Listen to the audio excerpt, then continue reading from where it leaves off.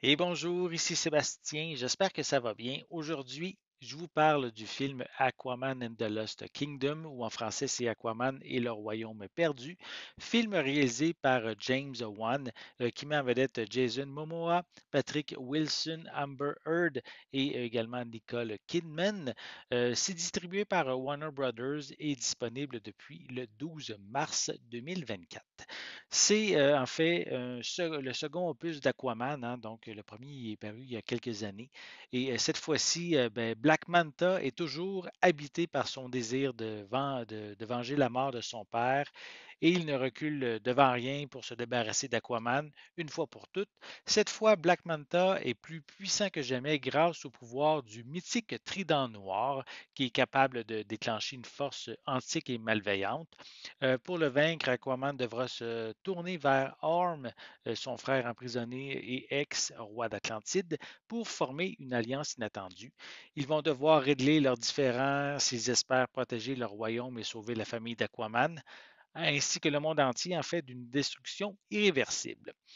Donc, la fin du DC Universe ne s'est pas bien terminée au box-office avec des Flash parus un peu plus tôt et Aquaman and the Lost Kingdom, qui est ici le tout dernier film de cet univers. Cependant, comme ça a été le cas avec Flash, pour moi, ce n'est pas un désastre cinématographique comme l'Internet laisse présager.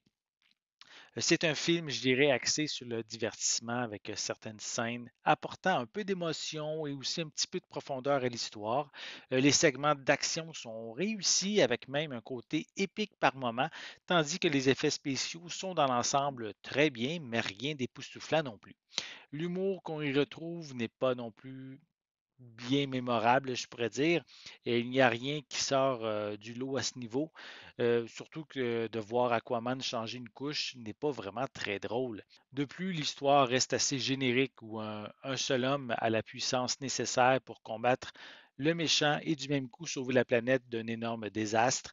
Même si je viens de mentionner que le scénario n'est pas nécessairement la force du film, j'ai malgré tout apprécié mon visionnement. Je me suis pas ennuyé malgré ses quelques faiblesses.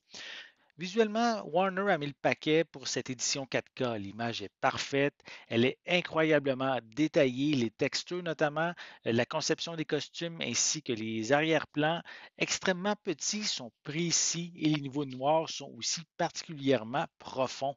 Pour les pistes sonores, elles sont offertes en anglais Dolby Atmos, en français et espagnol 5.1, avec des sous-titres dans les mêmes langues.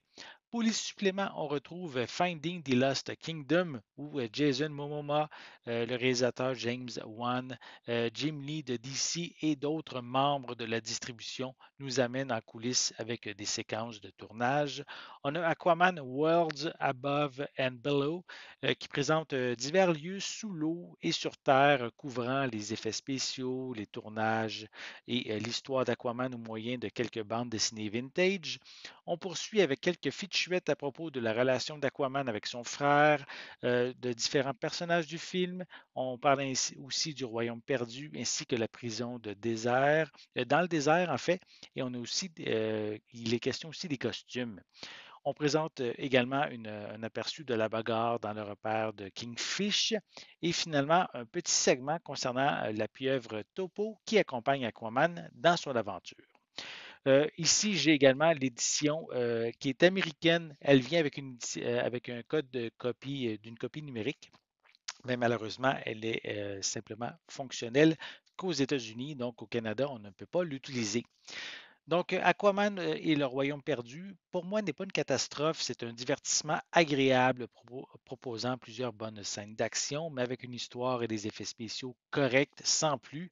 Il clôt en fait le chapitre de l'univers DC de Zack Snyder qui a débuté en 2013 avec Man of Steel. Et si vous avez aimé le premier Aquaman, je vous invite évidemment à regarder celui-ci, surtout que le format 4K est de toute beauté. Pour les autres qui sont fans de DC, il faudra être un petit peu patient car le nouvel univers, maintenant avec James Gunn, va débuter au cinéma en 2025.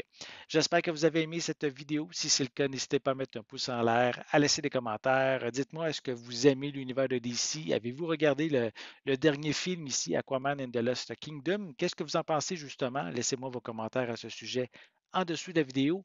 N'oubliez pas, c'est important, abonnez-vous à ma chaîne afin de rester à l'affût de mes prochaines capsules. Et pour l'instant, mais je vous souhaite une bonne journée, une bonne soirée et je vais être de retour très bientôt. À la prochaine.